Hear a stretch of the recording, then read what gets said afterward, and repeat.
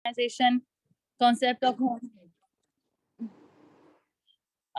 चलिए अब स्टार्ट करते हैं क्योंकि अभी रिकॉर्डिंग स्टार्ट हुई है। ओके, सो स्टूडेंट, बेसिकली आज फिजियो की फर्स्ट क्लास है, सेकंड क्लास है, लेकिन मेन क्लास आज की कंसिडर की जाएगी क्योंकि कल तो सिर्फ हमने जनरल इंट्रोडक्शन दिया था।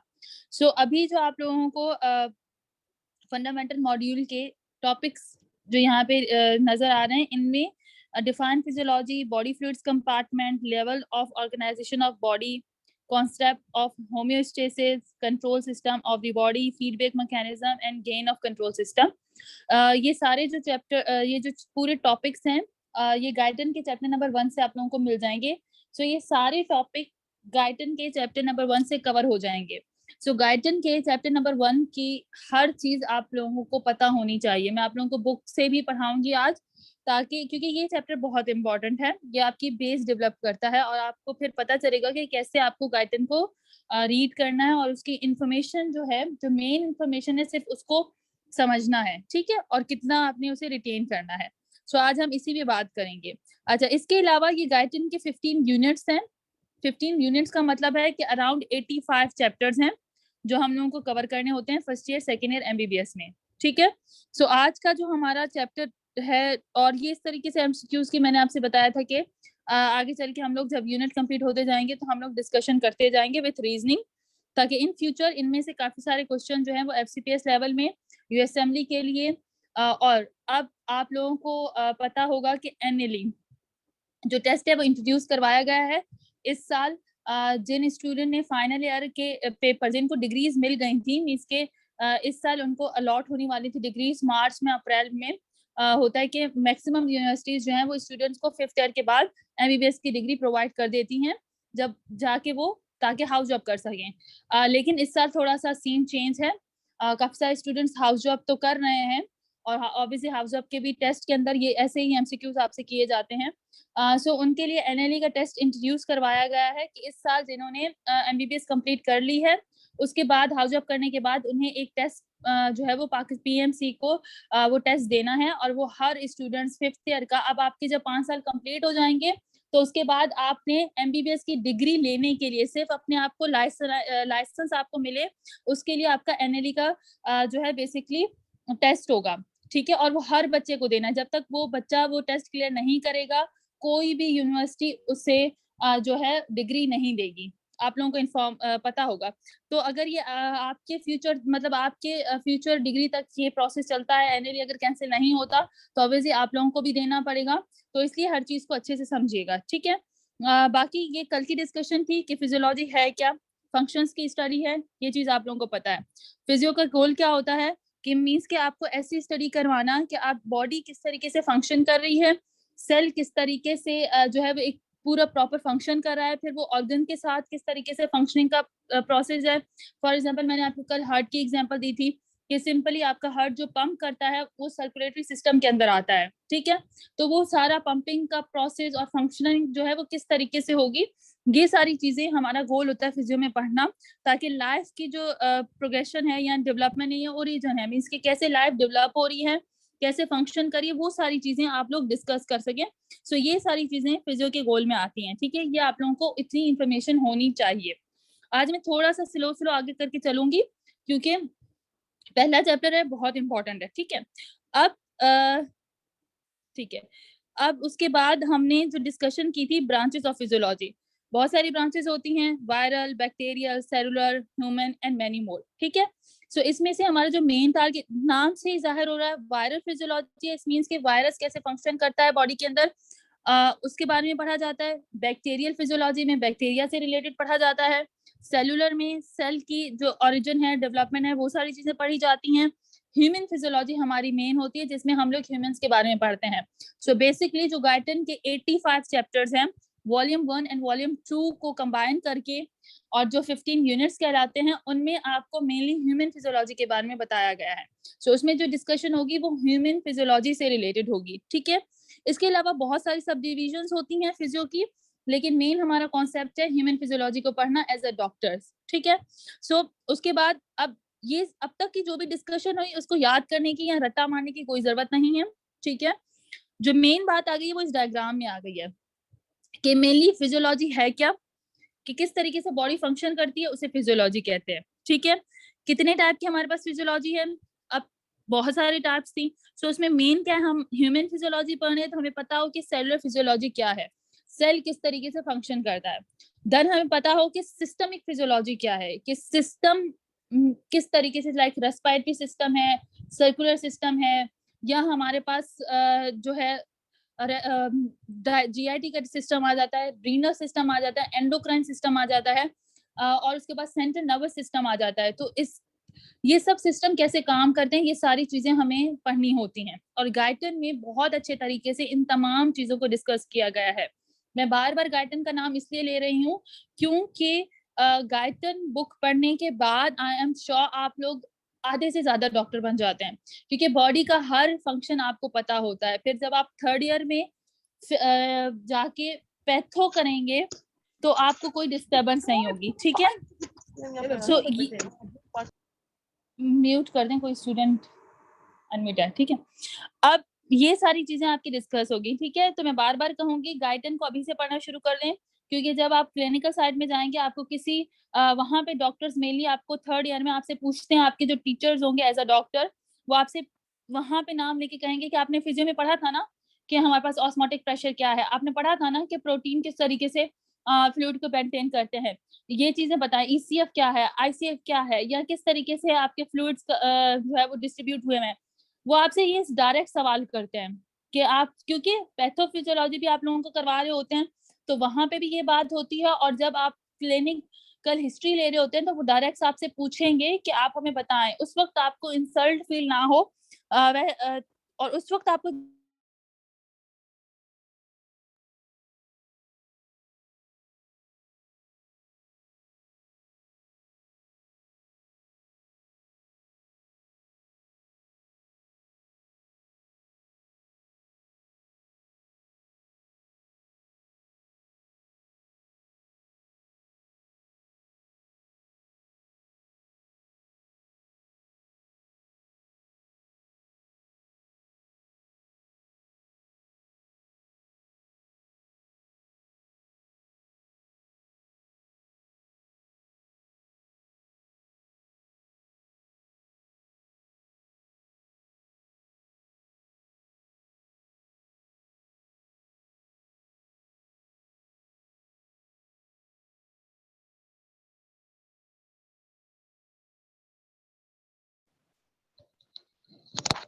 हेलो मैम, आवाज़ नहीं आ रही।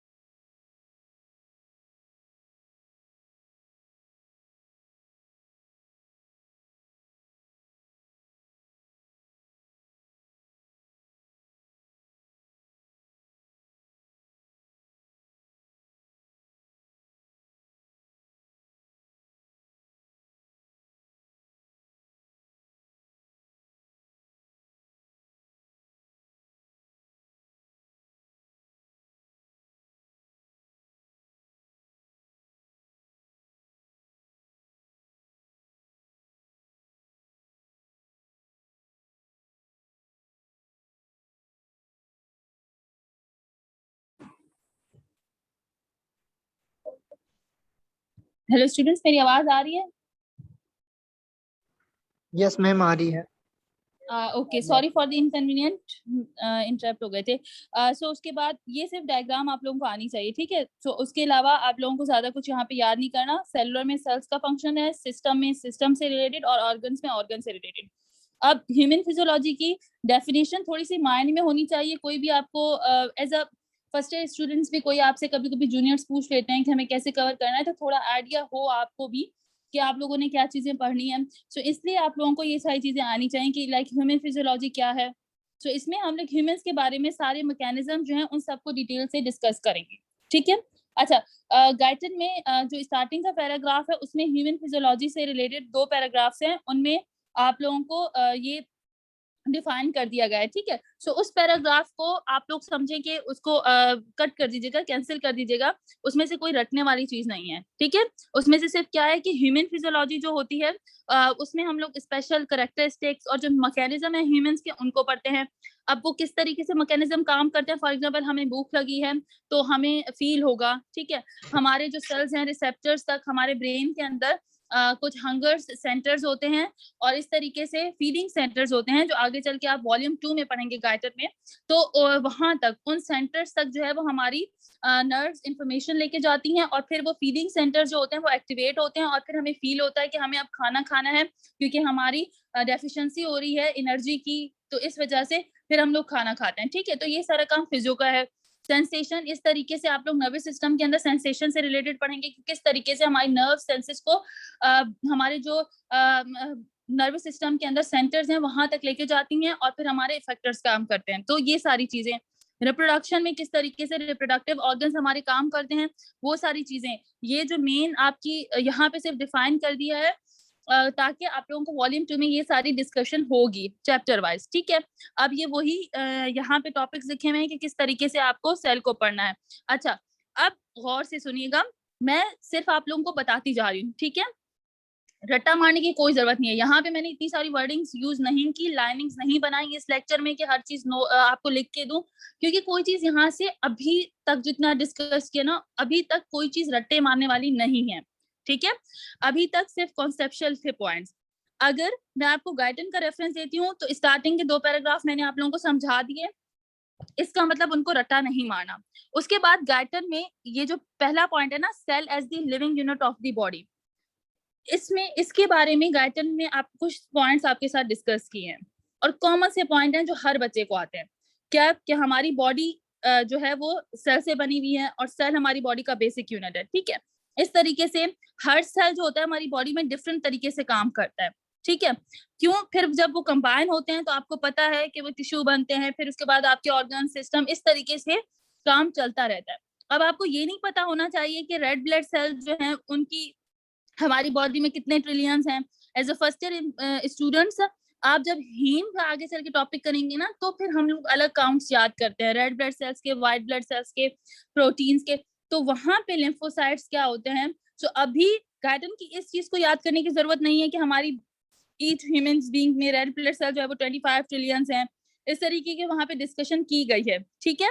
सो ये चीजें आप लोगों को पता नहीं होनी चाहिए कि उसमें 75 ट्रिलियंस और 100। सो ये जो डिस्कशन हुई है ना, इसको सिर्फ आपको ये समझाने के लिए कहा गया है कि हमारी बॉडी में जो सेल्स होते हैं ना, वो एक उनको हर सेल को अपना एक फंक्शन दिया जाता है, ठीक है।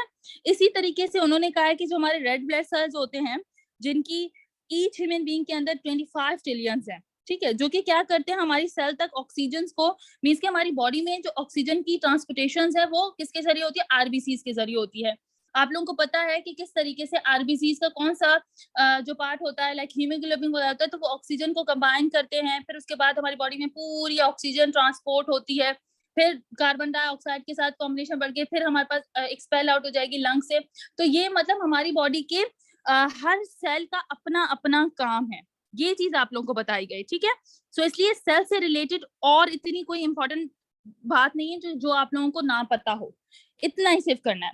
अच्छा, अब जो मेन टॉपिक आ जाता है ना, वो ईसीएफ एंड आईसीएफ के दरमियान आ जाता है, जो हम लोग लाजमी हम लोगों ने कवर करना है। ईसीएफ एंड आईसीएफ का कॉन्सेप्ट इसलिए होना चाहिए क्योंकि डिफरेंस आते हैं ईसीएफ में एंड आईसीएफ में, ठीक है। ईसीएफ और आईसीएफ के दरमियान डिफरेंस आते हैं। सिंपल सा सिर्फ माइंड में याद रखो कि इंट्रासेलुलर फ्लूइड क्या होता है, किसी भी सेल के अंदर जो फ्लूइड होता है उससे हम लोग इंट्रासेलुलर कहते हैं, और सेल के बाहर जो फ्लूइड होता है उससे हम लोग एक्स्ट्रा सेलुलर फ्लूइड कहते हैं।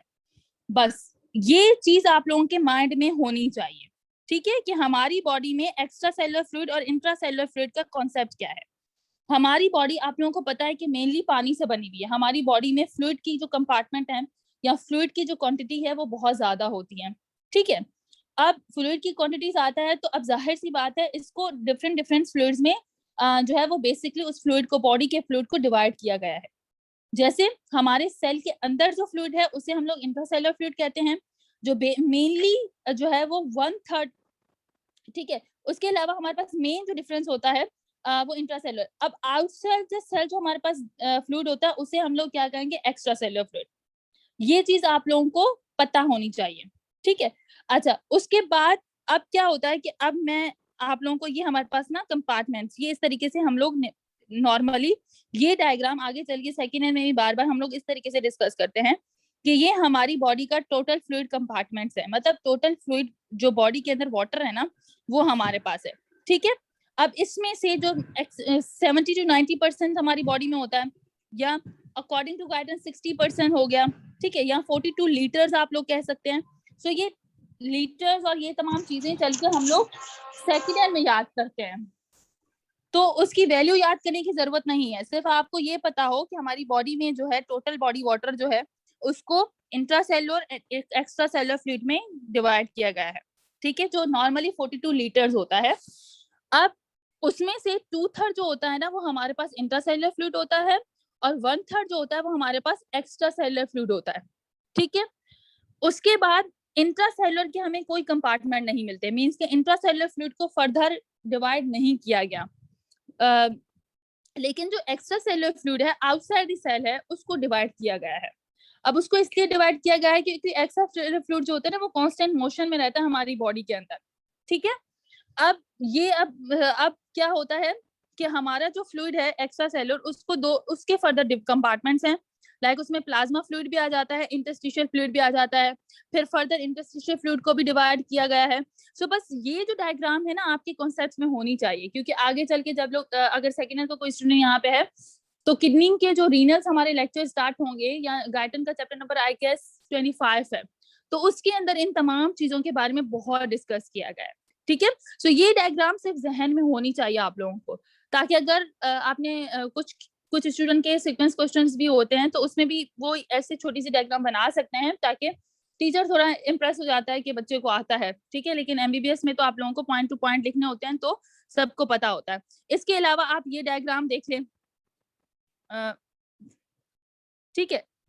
अब ये हमारे पास जो होती है ये वाली डायग्राम, इसमें आपको अच्छे से बताया गया है कि टोटल बॉडी वाटर है हमारा, ठीक है। टोटल बॉडी वाटर को इंट्रासेलुलर एंड एक्स्ट्रा सेलुलर में डिवाइड किया गया है। अब इंटरसेलुलर फर्दर प्लाज्मा और इंटरस्टिशियल में है।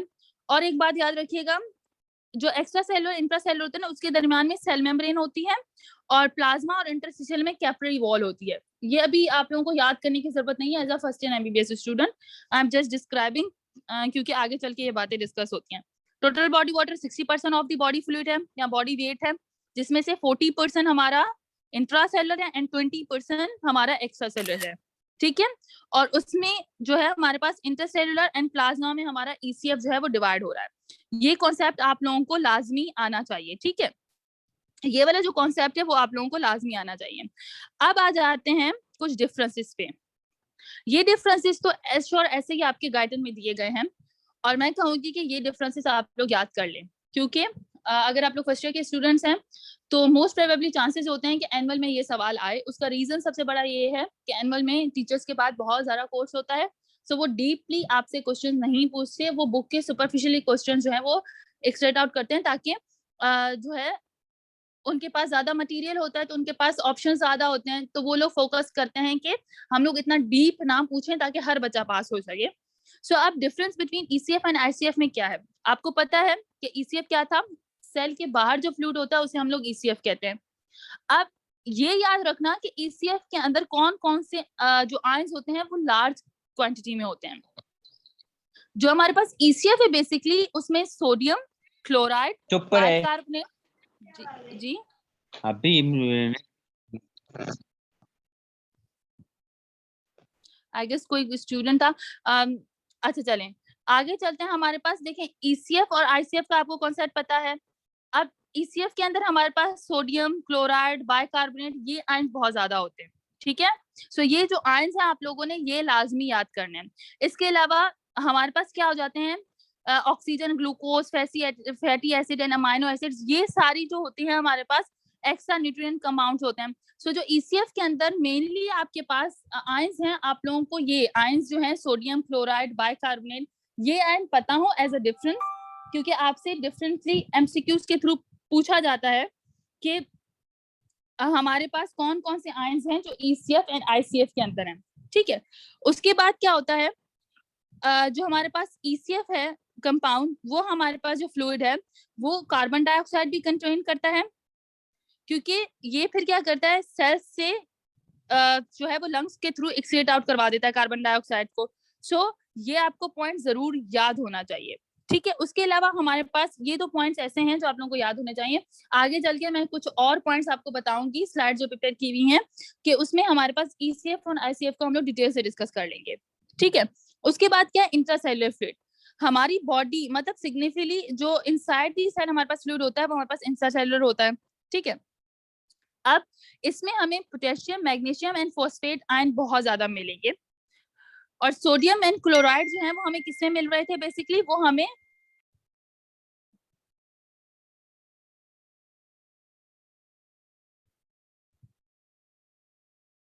अच्छा कोई हैंड रेज कर रहा है, मैं थोड़ी देर में आप लोगों को अनम्यूट कर दूंगी, सिर्फ थोड़ा सा मैं डिस्कस कर लूं, फिर उसके बाद आप लोगों को अनम्यूट करती हूँ।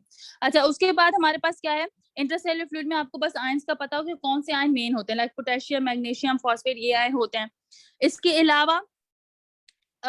अलावा मैं दोबारा चले आप लोगों को एक बार अनम्यूट कर देते हैं, क्योंकि फिर मैं इसको पूरा ECF वाले को डिस्कस करूंगी।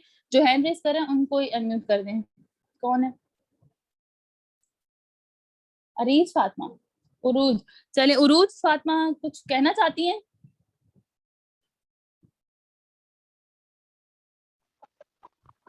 हेलो,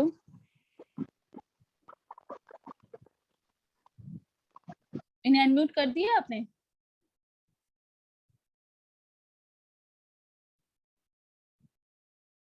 या एक काम करें, चैट बॉक्स जो है वो ऑन कर दें, ताकि कुछ स्टूडेंट बोलना चाहते हैं तो वो बोलें। आवाज आ रही है आपको?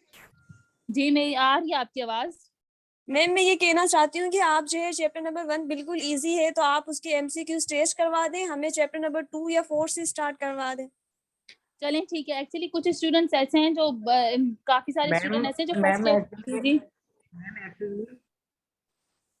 जी जी बोले मैम एक्चुअली आप मतलब माइक म्यूट कर दें, क्योंकि मतलब कि कोई स्टूडेंट ऐसे होते हैं तो मतलब कि नेटवर्क के प्रॉब्लम से उसको आवाज़ भी नहीं आती, तो वो कैसे चैट भी मतलब कि आप नहीं खोलते और मतलब कि माइक भी। अच्छा चले मैं नहीं वो मैं बोल देती हूँ चैट, क्योंकि वो इसलिए नहीं रहते कि चलें ठीक है मैं खोल देती हूँ। और उसके अलावा रिकॉर्डिंग्स भी हो रही हैं, सो आप लोगों को अगर किसी का मिस हो जाए करेगा तो फिर इंशाल्लाह से उनको रिकॉर्डिंग भी सेंड कर दिया जाएंगी।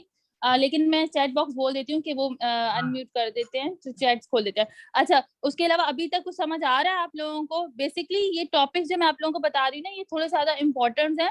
आगे चल के इन एक एक टॉपिक के ऊपर पूरा चैप्टर इंट्रोड्यूस करवाया है गाइटन ने, और रिकॉर्डिंग्स हो रही हैं, तो इस स्टार्टिंग के लेक्चर से ही आप लोगों को सारी चीजें मिलती जाए, इस वजह से ये आप लोगों को डिस्कशन हो रही है, क्योंकि काफी स्टूडेंट फर्स्ट ईयर के अभी इनिशियल ही हैं, ठीक है।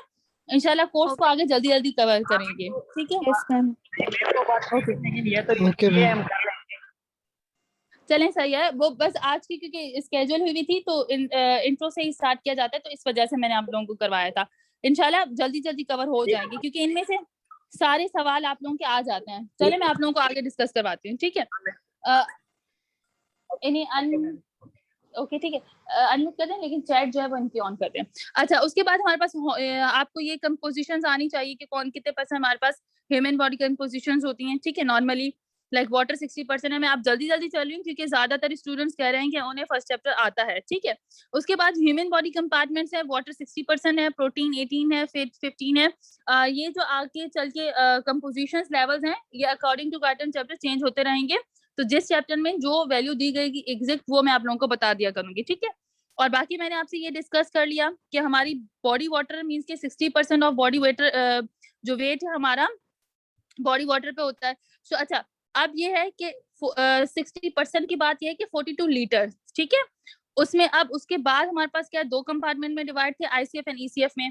सो ये आप डिफरेंस एज इट इज ही लिखते जाएंगे, तो अगर आपके पेपर में आ गया तो भी। और ये जो वैल्यूज दी गई हैं ये वैल्यूज मेन वैल्यूज हैं, ठीक है। ये वाली जो स्लाइड में नजर आ रही है कि टोटल बॉडी वाटर जो है हमारा 42 लीटर है, इंट्रासेलुलर 28 है एंड एक्स्ट्रासेलुलर 14 है। सो ये आप लोगों को लाजमी पॉइंट होना चाहिए याद, ठीक है। उसके बाद जो ईसीएफ हमारा है जो 14 था उसको हमने 11 लीटर इंटरस्टिशियल में डिवाइड किया है और प्लाज्मा 3 लीटर्स है। सो ये एग्जैक्ट वैल्यूज है जो गाइडेंस में बार बार यूज हुई हैं। ये वाटर का डिस्ट्रप्शन आपको याद होनी चाहिए, क्योंकि अगर कोई पेशेंट आता है तो हम लोगों को उनका ईसीएफ एंड आईसीएफ जब कंट्रोल करना होता है, मेनली ये डायरिया के पेशेंट्स में हम लोगों को कंट्रोल करना होता है। सो ये वैल्यूज एग्जैक्ट हमें डायरिया के पेशेंट में पता होनी चाहिए, क्योंकि उस वक्त उस पेशेंट में हमें एकदम से पोटेशियम भी अगर उसका बहुत ज्यादा लो हो गया है तो एकदम से उस पेशेंट को पोटेशियम नहीं दे सकते। आराम आराम से हम लोगों को उनको इंट्रोड्यूस करवाना होता है इस पेशेंट के अंदर, वरना वो पेशेंट जो है वो अगर आपकी बॉडी में पोटेशियम का लेवल बढ़ जाता है तो एट द टाइम उसी वक्त बंदे की जो है वो डेथ भी हो सकती है उस पेशेंट की। तो इसलिए इन कंपार्टमेंट्स के जो फ्लूइड डिस्ट्रीब्यूशन है वो आप लोगों को लाजमी याद होनी चाहिए। जिस तरीके से अभी आप लोगों को ये इजी लग रहा है, क्लिनिकल साइड में जाके प्रैक्टिकली चीजें बिल्कुल चेंज हो जाती हैं। एक एक पॉइंट के फर्क से पेशेंट जो है उसकी डेथ पे कर हो सकती है। अच्छा, कौन सा डायरिया वाला पॉइंट समझ नहीं आया? आप चैट में लिख दें कि कौन सा पॉइंट आपको समझ नहीं आया है। अच्छा सुनिए मेरी बात, मैं आप लोगों को बार बार ईसीएफ और आईसीएफ के वॉल्यूम पे क्यों आप लोगों को इंट्रोड्यूस करवा रही हूँ, क्यों आप लोगों को फोकस करवा रही हूँ। देखिए हमारे पास आप लोग जब क्लिनिकल साइड में जाते हैं तो एक पेशेंट आपके पास डायरिया का आया है, ठीक है। जो डायरिया का पेशेंट होता है वो बहुत ही ज्यादा डिहाइड्रेटेड होता है, उसके आयन भी बहुत ज्यादा लॉस हो चुके होते हैं, उसका फ्लूइड कंटेंट भी बहुत ज्यादा लॉस हो चुका होता है, ठीक है।